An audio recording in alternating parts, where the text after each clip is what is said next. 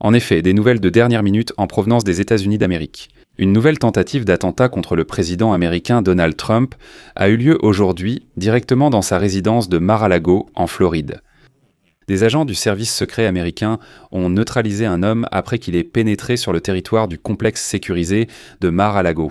Et, selon la déclaration d'un porte-parole du service secret, tôt le matin du dimanche, des agents du Secret Service et un adjoint du shérif du comté de Palm Beach ont arrêté un homme qui était armé d'un fusil à pompe. Après qu'il ait été repéré près de la porte nord du complexe de Trump, il est rapporté qu'il aurait pu préparer un attentat contre Donald Trump. Comme vous le savez, ce n'est pas la première fois que des personnes armées parviennent jusqu'à Trump, ni la première tentative d'attentat. Et voici tout ce que l'on sait pour le moment concernant cet incident. Je vais vous en parler dans cette édition. Je m'appelle Alexei Pichi, discutons ensemble de ce sujet. Mais avant de commencer cette édition, je vous demande de vous abonner à la chaîne, de liker cette vidéo et de laisser n'importe quel commentaire en dessous.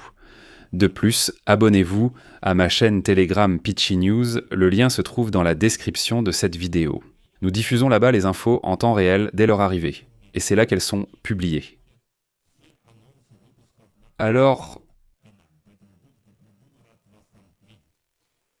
en Floride, une tentative d'attentat contre le président des États-Unis d'Amérique, Donald Trump, aurait été déjouée. Selon les médias américains, tôt dimanche matin, un homme d'environ 20 ans a été abattu après avoir, selon les informations, franchi le périmètre sécurisé de la résidence du président Donald Trump. Mar-a-Lago, à Palm Beach, en Floride. C'est ce qu'a officiellement annoncé le service secret des États-Unis. Il est également rapporté que l'incident s'est produit vers 1h30 du matin, soit 8h30 heure de Kiev, lorsque le suspect a commis, je cite, « une intrusion non autorisée sur le site ». L'homme a été aperçu près de la porte nord de Mar-a-Lago, apparemment en possession d'un fusil à pompe et d'un bidon de carburant. Les agents de police et le shérif adjoint du comté de Palm Beach ont déclaré plus tard que l'homme avait été abattu lors de son interpellation. Et sur cette carte, vous pouvez voir la résidence même de Donald Trump, Mar-a-Lago. Et ce sont ces mêmes portes nord, près desquelles les services secrets ont abattu l'homme et près desquelles il aurait tenté de pénétrer sur le territoire. Plus tard, le shérif Rick Bradshaw a confirmé que le suspect était Austin Tucker, 21 ans, monteur Martin de Caroline du Nord. Pour l'instant, peu de détails sont connus à son sujet. Il est rapporté qu'aucun membre des services secrets ni du bureau du shérif du comté de Palm Beach n'a été blessé lors de l'incident. Aucune personne protégée par les services secrets n'était présente lors de l'incident. Cela signifie qu'il n'y avait ni Donald Trump lui-même, ni ses responsables, ni des membres de sa famille, etc., dans la résidence à ce moment-là. Le FBI, les services secrets américains et le bureau du shérif du comté de Palm Beach mènent actuellement une enquête afin de déterminer la biographie de l'homme, ses actions et ses motivations potentielles, ainsi que le fait d'avoir eu recours à la force. Bradshaw a déclaré lors d'une conférence de presse qu'un adjoint du shérif et 2 agents des services secrets, faisant partie de la sécurité, se sont rendus sur les lieux de l'incident. Après que l'inconnu ait pénétré dans le périmètre intérieur de Mar-a-Lago, enfin, il est affirmé qu'il est effectivement entré sur le territoire et a commencé à préparer quelque chose. Ensuite, je vais citer Bradshaw. Les agents sont tombés sur un homme blanc qui avait avec lui un bidon d'essence et un fusil à pompe. Il a reçu l'ordre de laisser tomber ces 2 objets qu'il avait avec lui, après quoi il a posé le bidon d'essence par terre et a levé le fusil à pompe en position de tir. À ce moment-là, l'adjoint du shérif et 2 agents des services secrets ont ouvert le feu et neutralisé la menace. Le suspect n'a échangé aucun mot avec les forces de l'ordre qui lui avaient ordonné de laisser tomber les objets. Et sur la photo, on peut voir ce même fusil à pompe et le bidon d'essence. Et voici que l'agent spécial du FBI à Miami, Brad Skiles, a déclaré que le bureau apportait son aide à l'enquête, car la fusillade a eu lieu dans une zone protégée par les services secrets.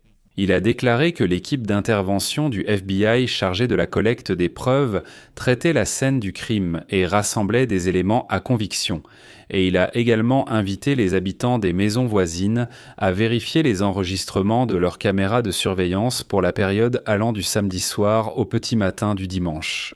Le directeur du FBI, Kash Patel, a déclaré dans un message sur la plateforme X que son agence, je cite, « mobilise toutes les ressources nécessaires pour enquêter sur l'incident survenu ce matin » et qu'elle continuera à collaborer étroitement avec les services secrets ainsi qu'avec nos partenaires au niveau des États et au niveau fédéral, et qu'elle fournira des mises à jour dès que possible.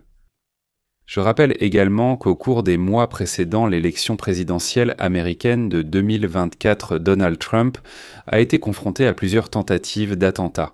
En particulier, en juillet 2024, un homme armé lui a tiré dans l'oreille lors d'une tentative d'assassinat.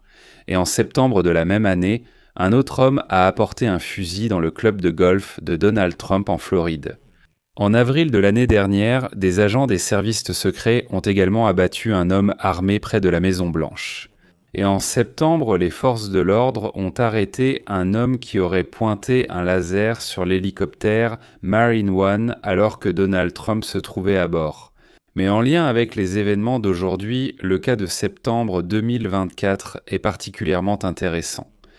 À l'époque, je rappelle que les agents des services secrets ont ouvert le feu, tout comme aujourd'hui, sur un homme armé qui se trouvait près de la limite du terrain du club de golf, Trump International à West Palm Beach. C'était une déclaration officielle. À ce moment-là, Donald Trump lui-même se trouvait justement dans le club de golf. Et à ce moment-là, selon le shérif du comté de Palm Beach, Rick Bradshaw, un agent des services secrets, a remarqué un suspect avec un fusil dépassant de derrière la clôture du terrain de golf et a immédiatement ouvert le feu sur lui, après quoi le suspect a pris la fuite. Et à ce moment-là, selon Bradshaw, Trump se trouvait à une distance de 300 à 500 yards du suspect. Et selon Bradshaw, plus tard, les forces de l'ordre ont découvert dans les buissons un fusil de type AK-47 équipé d'une lunette de visée. Il y avait aussi 2 sacs à dos accrochés à la clôture grillagée, contenant des plaques en céramique et une caméra GoPro. Eh bien, les plaques en céramique, c'est-à-dire comme un gilet pare-balles en quelque sorte. Bradshaw a dit que le suspect voulait intentionnellement filmer ce qui se passait. Enfin, l'attentat lui-même, en quelque sorte. Voilà. Maintenant, 1 an et demi plus tard, l'histoire d'un homme armé qui aurait pénétré dans la résidence de Donald Trump avec un fusil se répète. Donc ici, comme on dit, à vous de tirer vos propres conclusions, je vais mettre des points de suspension.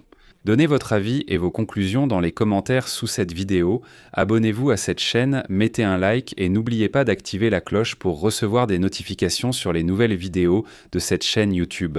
Si cette vidéo vous a été utile et intéressante, vous pouvez soutenir financièrement le travail de cette chaîne YouTube grâce à votre don ou à un abonnement payant via les liens et les coordonnées dans la description de cette vidéo, ainsi que via le code QR affiché à l'écran. Je vous serai reconnaissant pour tout soutien de votre part.